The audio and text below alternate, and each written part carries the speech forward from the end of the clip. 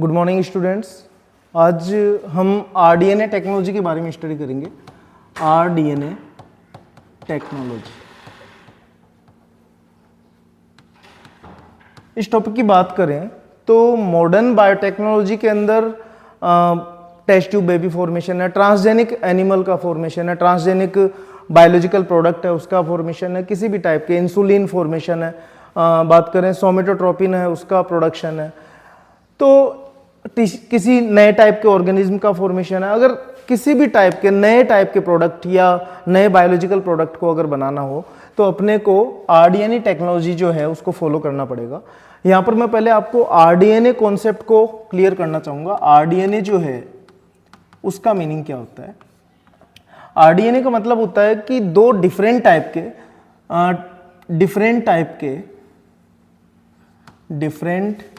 Type genetic material जो है, genetic material उनको ज्वाइन करना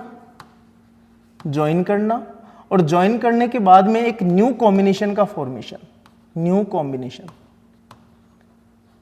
और ये न्यू कॉम्बिनेशन जो है वो एक तरह का हाइब्रिड टाइप का होगा, हाइब्रिड कैरेक्टर वाला होगा, नए बायोलॉजिकल प्रोडक्ट को बनाने वाला होगा। तो ये जो प्रोसेस है जिसमें नए टाइप का डीएनए बन रहा है, ये डीएनए अलग है किसी और ऑर्गेनिज्म से लिया है, ये डीएनए अलग है किसी और ऑर्गेनिज्म से लिया है, और इन दोनों को मिलाकर एक नया कॉम्बिनेशन तैयार करना जिसमें कुछ ऐसा कॉम्बिनेशन अपने को देखने को मिल सकता है।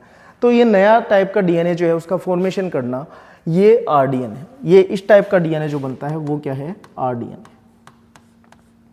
Recombinant DNA. रिकॉम्बिनेंट डीएनए की बात करते हैं तो इसी को ध्यान में रखते हुए, इस कॉन्सेप्ट को ध्यान में रखते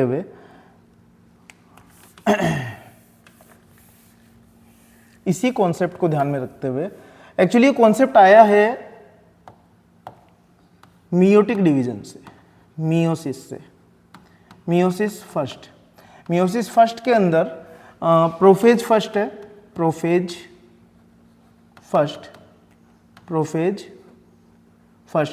और प्रोफेज फर्स्ट के अंदर पेकाइटिन फेज है, पेकाइटिन। इस फेज की बात करें तो पेकाइटिन फेज के अंदर क्रॉसिंग ओवर आपने पढ़ा हुआ है, क्रॉसिंग ओवर।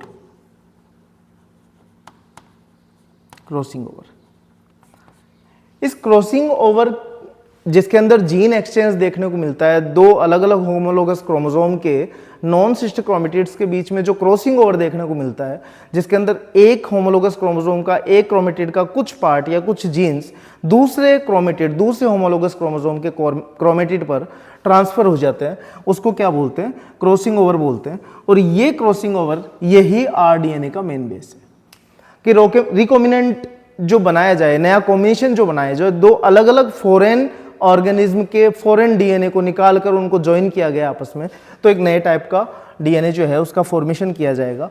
इसी को हम क्या बोलेंगे? आरडीएनए बोलेंगे। और सबसे पहला आरडीएनए जो बनाया गया, ये सबसे पहला आरडीएनए का फॉर्मेशन किया था हर्बर्ट बोयर। इनके साथी थे जिनका नाम था स्टैनले कोहेन।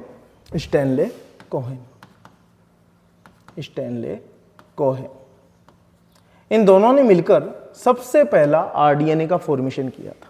लेकिन मैं कहूं कि सक्सेसफुल आरडीएनए टेक्नोलॉजी जो है उसके लिए जिन साइंटिस्ट को जाना जाता है, उन साइंटिस्ट का नाम है पॉल बर्ग। उनका नाम है पॉल बर्ग। इनको जाना जाता है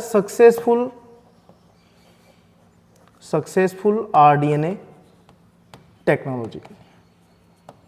एक्चुअली इन्होंने क्या किया था? इन्होंने सबसे पहले हर्बर्ट बोयर और स्टैनले कोहेन ने एक एंटीबायोटिक रेजिस्टेंस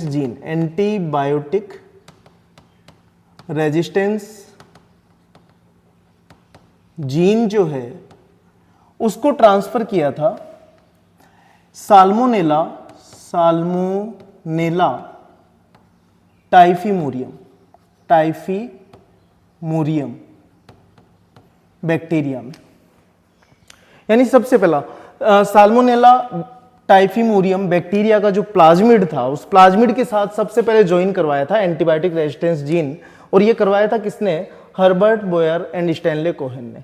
लेकिन अगर मैं बात करूं पोलबर्ग की, तो इन्होंने सबसे पहले एक बैक्टीरियोफेज, लैम्डा बैक्टीरियोफेज जो है, लैम्डा बैक्टीरियोफेज, इसको बैक्टीरियल प्लाज्मिड के साथ ज्वाइन किया था और प्लाज्मिड के साथ ज्वाइन करवाकर इन्होंने सबसे पहला रिकॉम्बिनेंट डीएनए जो है वो तैयार किया था। इसके बाद बात करें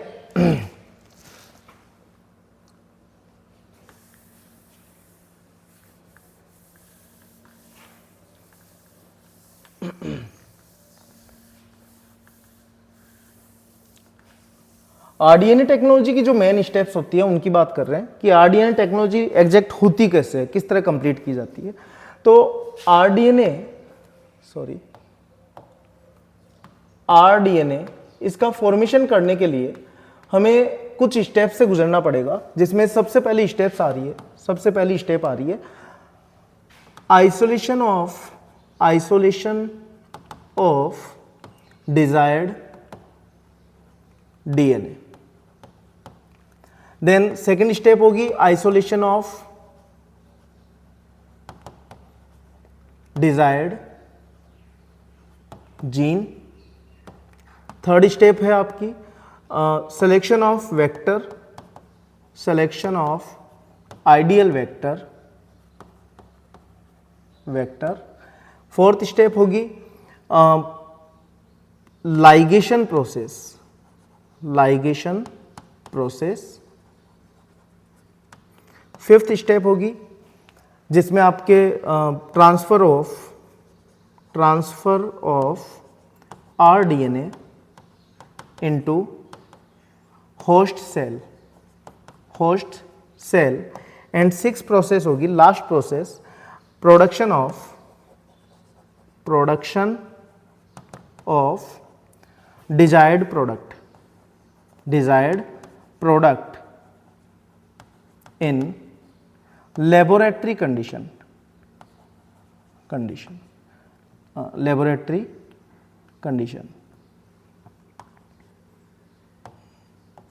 lab condition.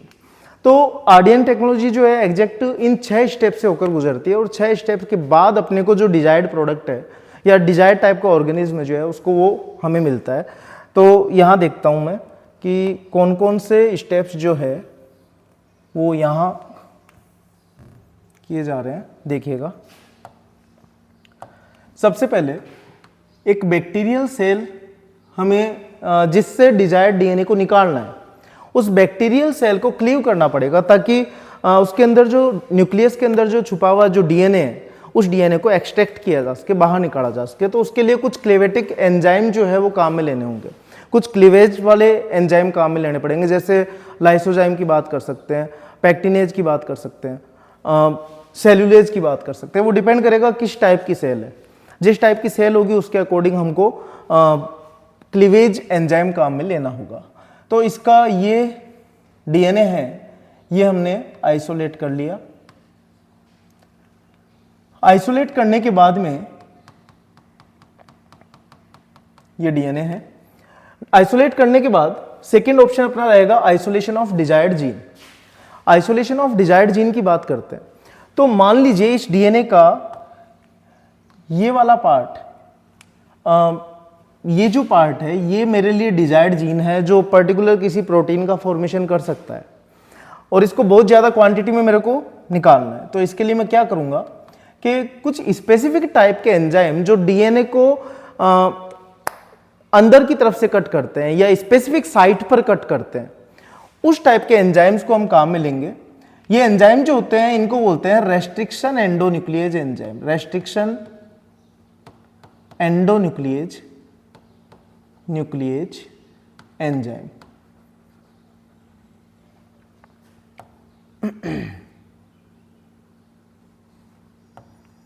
Restriction endonuclease enzyme.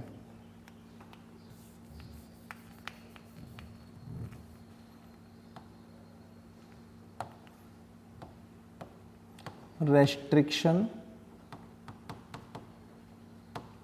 Endonuclease enzyme. Restriction endonuclease enzyme के कारण अपना जो डीएनए का सीक्वेंस है जो हम चाहते थे, जो अपने लिए डिजायर्ड है, उस सीक्वेंस को कट कर लिया जाएगा। हालांकि इसके साथ और भी कई सीक्वेंस कट होगी जो अपने लिए डिजायर्ड टाइप की नहीं है, लेकिन जो हमारे डिजायर्ड सीक्वेंस है उसको निकालने का प्रोसेस अलग रहेगा। कुछ इलेक्ट्रोफोरेटिक चैम्बर जो मेथड है वो काम में ली जाएगी, जेल इलेक्ट्रोफोरेसिस है वो काम में लिया जाएगा। उसके अलावा भी कई टेक्निक्स है। तो ये मान लीजिए अपना डिजायर्ड जीन है।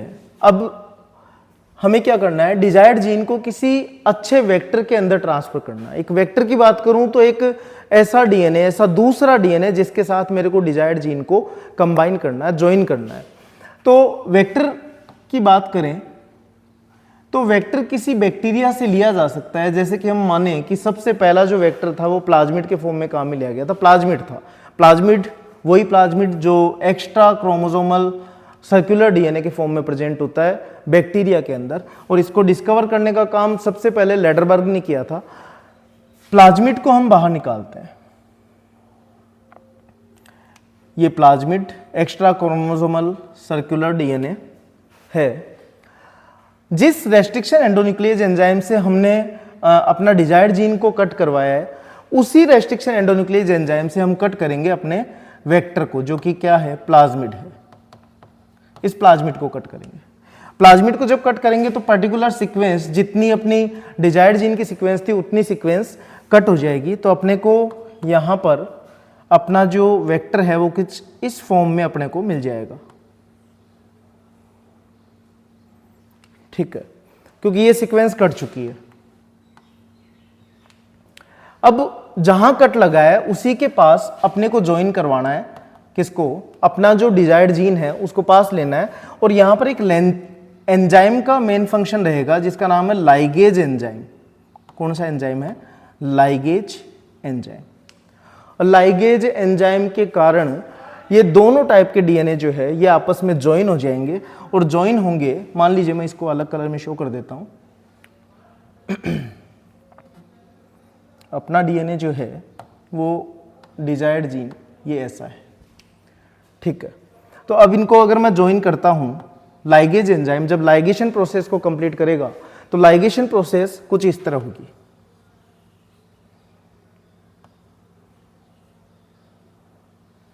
लाइगेशन प्रोसेस में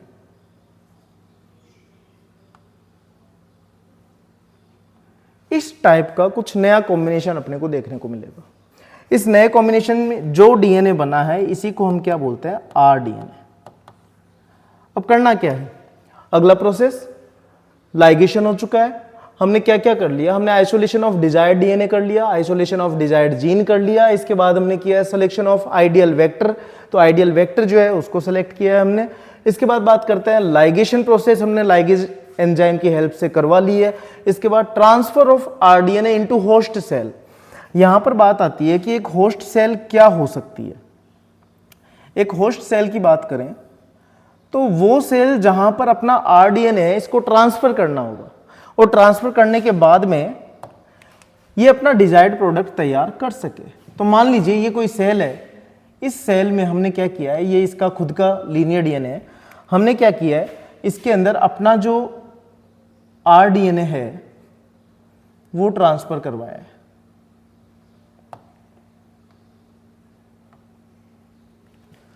अब क्या होगा कि लेबोरेटरी कंडीशन के अंदर जब इसका कल्चर करवाया जाएगा, जब कल्चर मीडियम में इस बैक्टीरिया को रखा गया है,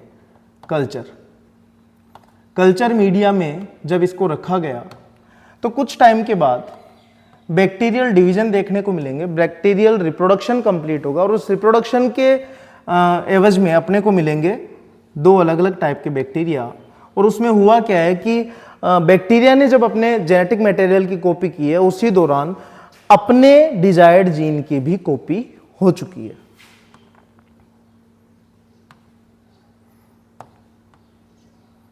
कॉपी हो चुकी है।